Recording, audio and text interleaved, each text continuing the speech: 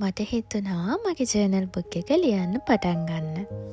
මම දැකලා තියෙනවා ගොඩාක් අය ජර්නල් බුක් ලියනවා. ඉතින් මේ මම ආස විදිහ. පුංචි කාලේ ඉඳන්ම නිර්මාණ කරන්න මං හරිම කැමතියි. ඒක මට භාවනාවක් වගේ. මනස සැහැල්ලු කරගන්න, විවේකයක් ගන්න, ඒ වගේම විනෝදාංශයක් විදිහට මම මේක ඉස්සරින් ඉඳන්ම කරනවා. දන්නවද ජීවිතය කියන්නේ හරිම පුදුමාකාර දෙයක්. හරියට නිකන් ගලාගෙන යන ගංගාවක් වගේ. වෙලාවකට හරිම නිසල්මන්. වෙලාවකට සැඩපාර හරිම සැරයි. අපේ ජීවිතෙත් අන්න ඒ වගේ. ජීවිතේ හැමදාම එකම දේවල් වෙන්නේ නැහැ. එකම විදියට තියෙන්නෙත් නැහැ. ඒ වගේම අපි හිතන දේවල් වෙන්නෙත් නැහැ. මේ ලෝකයේ වටපිටාව ස්වභාව ධර්මය ඒ වගේම මිනිස්සු කාලෙන් කාලෙට වෙනස් වෙනවා. අපි පරිණත වෙද්දී අපිට තේරෙනවා අපි චූටි කාලේ හිතපු හැමදේම ඒ විදිහට වෙන්නේ නැහැ කියලා.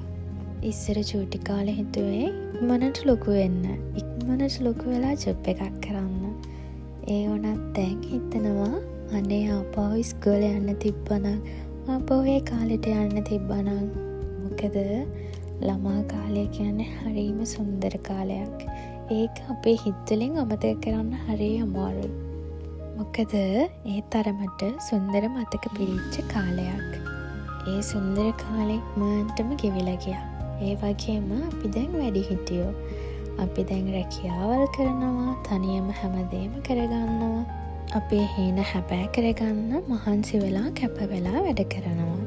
මේ විදිහට කාලයක් යද්දී ඇත්තටම අපිට තේරෙනවා අපේ දෙමව්පියෝ අපි වෙනුවෙන් කොච්චර කැප වෙලා වැඩ කරාද කියලා. ඒ වගේම අපිට උගන්වන්න, අපිට කන්න බොන්න දෙන්න ඒගොල්ලෝ කොච්චර මහන්සි වුණාද, කොච්චර කැපකිරීම කරාද, කොච්චර දේවල් කරාද කියලා අපිට දැන් හොඳටම තේරෙනවා. අපේ දෙමව්පියෝ අපි වෙනුවෙන් කරපු කැපකිරීම වලට අපිට දෙන්න පුළුවන් ලොකුම තෑග්ග තමයි අපි අපේ ජීවිත සාර්ථක කරගන්න එක.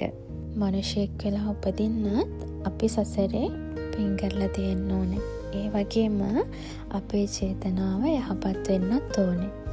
දන්නවද සබාදහම අපි දිහා බලාගෙන ඉන්නවා. ඔයා ඔයාගේ අපසිරිය ඇතුලේ සතුටින් සැහැල්ලුවෙන් ජීවත් වෙන්න.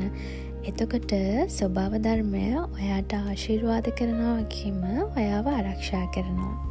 ඔයාව දිනවන්න පුළුවන් එකම කෙනා ඔයා. ඔයාව කාටවත් වටන්න දෙන්න එපා.